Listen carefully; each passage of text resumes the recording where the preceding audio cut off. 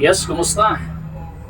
Magandang araw na naman mga ka-Gym 5. Welcome na naman sa ating panibagong usapan ngayong araw. Sana naman ganun pa rin ang ating hangad na lahat nating mga kababayan ngayon ay nasa mabuting kalagayan. Kung meron mang mga dinadaing, meron mang mga problema sa buhay, ay pagdarasal po natin na ito ay malalampasan, no? Sa paniniwala at tuloy-tuloy po na pagdarasal din ng ating mga kababayan ngayon. Okay, guys, talaga naman, napakaraming usapin. Malapit na ang halalan. Ilang linggo na lang magkakaroon na ng campaign period yung ating mga butihing mga senator, yung mga mga iba't ibang aspirant na senador, no?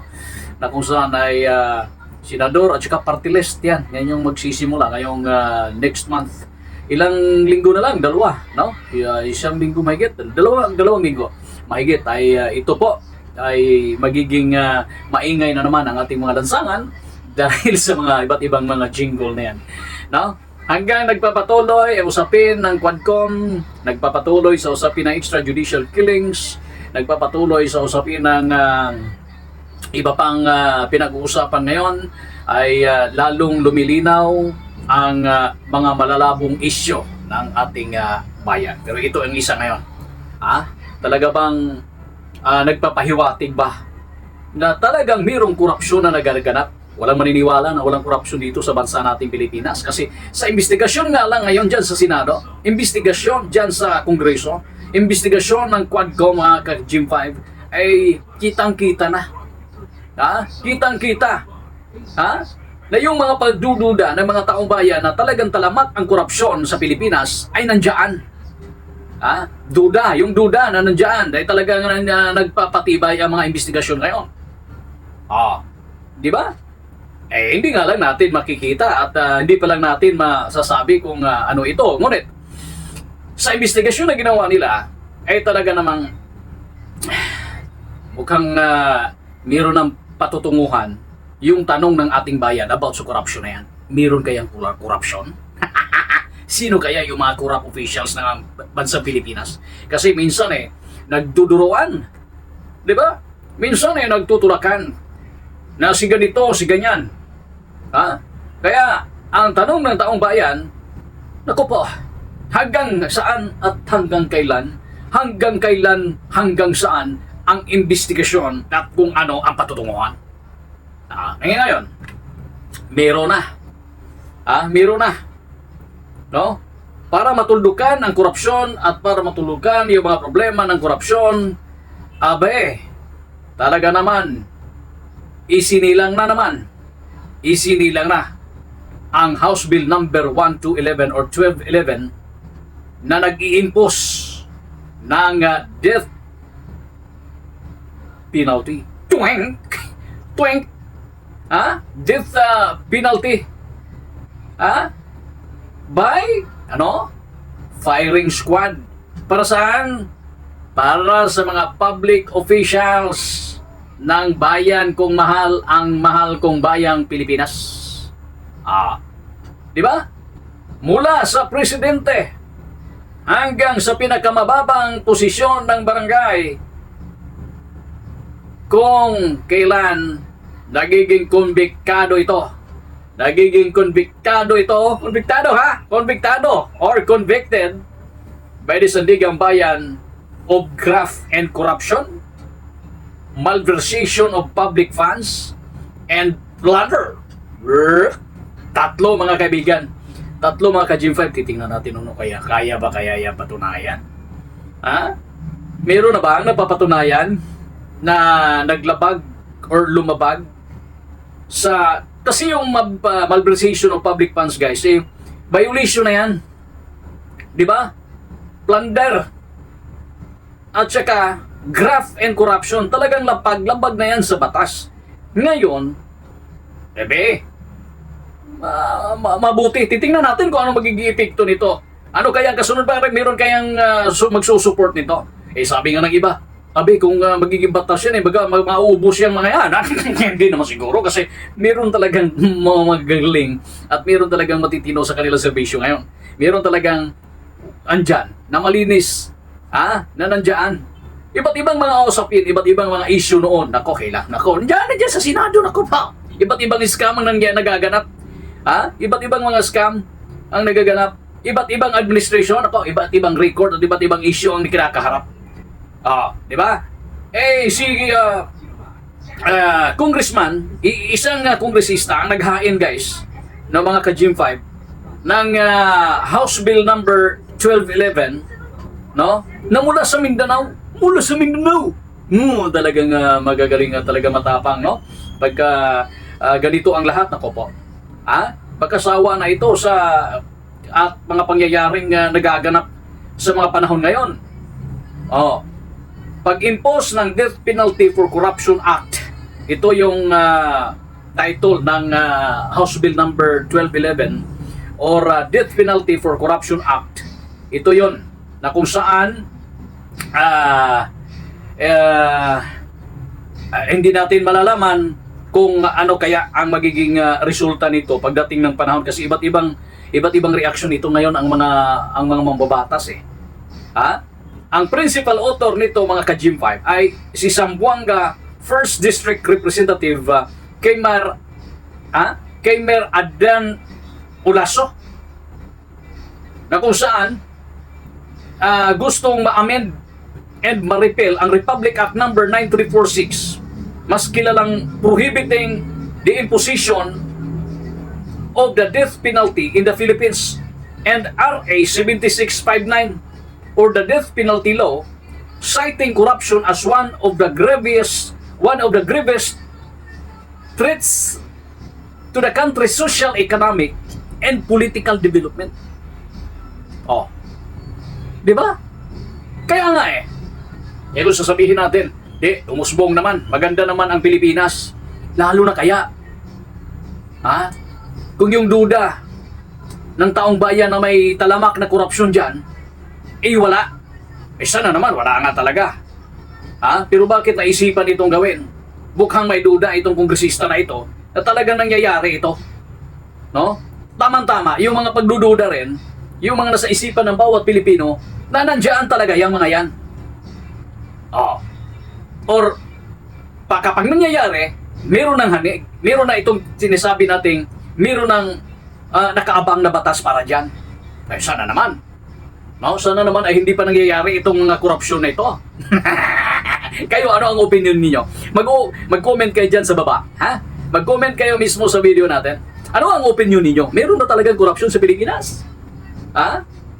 At itong House Bill na ito, kapag napasa ito, siyempre, maganda para maproteksyonan ang budget at kaban ng taong bayan. At pag-akyat nito sa Senado ay kung papaboran ito hanggang magiging batas, tingnan natin kung ano ang magiging resulta nito pagdating sa mukhang hindi na ito aabot sa eleksyon ata, no? Or aabutan dito ng eleksyon. Baka hindi pa ito maging batas bago mag-eleksyon. Titingnan natin kung ano magiging resulta nito. Kung magiging batas ito, nako po. Meron kayong masasampulan? Yun yung ating tanong. Pag-emphasize the accountability and deterrence, making it clear that public office is a public trust and that any violation of this trust must be met with the severest consequences. Yun yung sabi ni Kong Ulaso. Di ba? Naku po. Ano kaya sa tingin ninyo? Ano kaya sa tingin ninyo? Abangan natin, mga ka-Gym 5, kung ano pa kaya ang magiging epekto nito. Iba't ibang reaksyon ang tao ngayon. Sabi ng taong bayan abay, nagkaroon na ng katapat itong mga buhaya dyan. Wala naman tayo sinasabi kung sino yun yung mga reaksyon nila. Yan ang iba na ating mga kausap. Isabi rin naman ng iba, ito na ngayon yung hinahanap natin. Na talagang merong ganitong batas para dyan, exclusive sa mga pangyayaring ganyan na kung saan ang ang umpisa or ang pinagmulan ang paglustay ng pera ng taong bayan. Oh. 'Di ba? Eh tanong natin, paano naman ang Commission on Human Rights sa HR? Papabor kaya dito? Ano naman kaya ang maging epekto nito sa simbahan? Kasi talagang wala pa hindi pa pinahihintulutan sa atin. Pero nakaset naman dyan sa bill na yan kung ano, yung bakit ganon at ano ang magiging takbo nitong House Bill na ito. Aabangan na lang natin, no, mga ka-Gym 5, kung ano pa maging resulta nito. Ang hangad natin, no, sana naman, kung ano man yung mga nasa isip ng taong bayan, matapos ang investigasyon mula noon hanggang ngayon, ay lilitaw ang katotohanan. Meron nga bang korupsyon na nagaganap? Wala. Ito bang lahat ay meron politically motivated? Ang lahat bang ito ay politically motivated? Kasi sabihin ng iba, kapag iniimbestigahan, tinatanong at naiipit na ang sagot, ito ay isang political related issue. Politically motivated ang mga ito.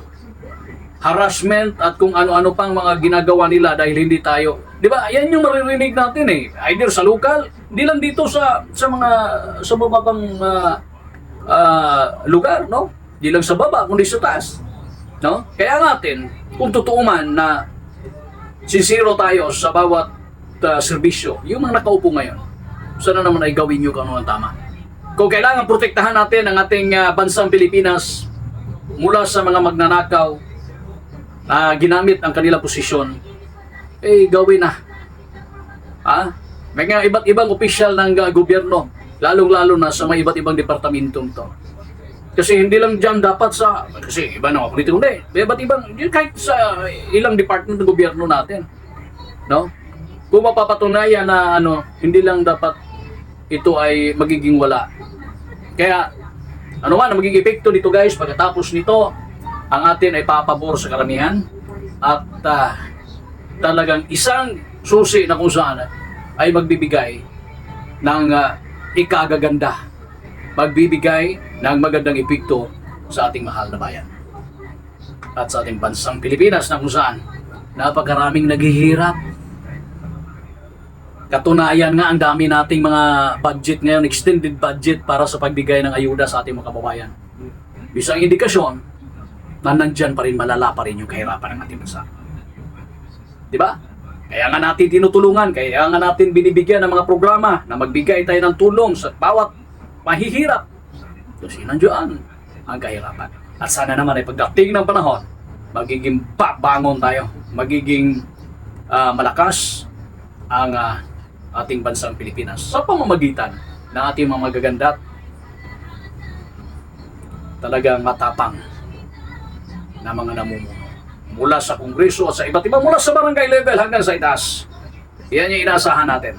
Na kapag malinis dyan at talagang walang kung sino mang naglulustay ng pera ng taong bayan sa iba't ibang department ng gobyerno na mayroong kapasidad na maglaan ng pundo at mayroong kapasidad para para gumawa ng iba't ibang mga proyekto at programa para sa kaayos ng lahat, para mag-implement ng mga proyekto sa gobyerno para sa taong bayan magiging maayos ang lahat. Abangan natin dito again. So ito ay isang House Bill pa na hindi pa naman ito magiging ganap na batas. At ano pa naman ito, no? Dito sa mababang kapulungan pa naman ito. Pag-uusapan pa ito, mahaba-habang hearing pa ito guys. Bago pa maging batas kung sakali man. Okay? Abangan natin ano ang magiging epekto dito. At ano pa ang magiging kasunod na usapin ito. Maganda. Excuse me. At merong sento ang batas. Pero titingnan natin kung ano magiging kasunod pa matapos nito. Hanggang sa muli, ito po ang G5 TV. Maraming salamat. Mabuhay ang buong Pilipinas!